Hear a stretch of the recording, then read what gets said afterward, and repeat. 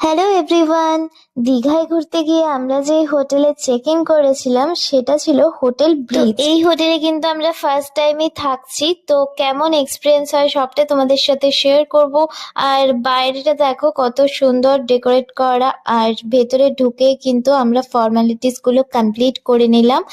আর ওদের পুরো এরিয়াটা এরকম টাইপের ছিল, কিছুটা ফ্রন্ট এরিয়াটা, রিসেপশনটাও দেখো একদমই ওয়েল ডেকোরেটেড।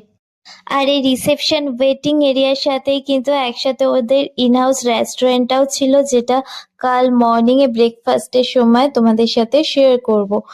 এখানে আমি বেশ কিছুক্ষণ ওয়েট করছিলাম রুমটা, পার্টিকুলার রুমটা অ্যারেঞ্জ হওয়ার জন্য, আর সাথে পেয়ে গেলাম এরকম একটা সুন্দর ওয়েলকাম ড্রিঙ্কস।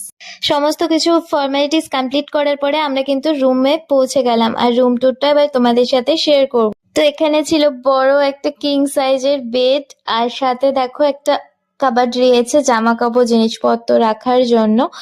আর ছিল এরকম সুন্দর একটা কাচের টেবিল, সাথে কিন্তু একটা স্মার্ট টিভিও ছিল।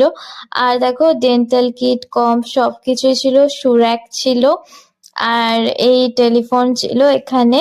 আর এখানে সমস্ত টি কফির সেট ছিল, আর একটা মিনি ফ্রিজও ছিল। এবার চলো ওয়াশরুমটাও একটু শেয়ার করি। তো ওয়াশরুমটা কিন্তু বেশ কিছুটা ছোট ছিল, বাট সমস্ত কিছু এসেন্সিয়াল জিনিসই এখানে ছিল। শাওয়ার কিটও ছিল, গিজার ছিল, কামোড ছিল, টাওয়েল ছিল, সমস্ত কিছুই ছিল। বাট স্পেসটা কামোড এরিয়া একটুখানি ছোট ছিল।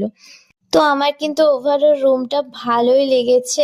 আর দেখো এই ছিল একটা সুন্দর ব্যালকনি।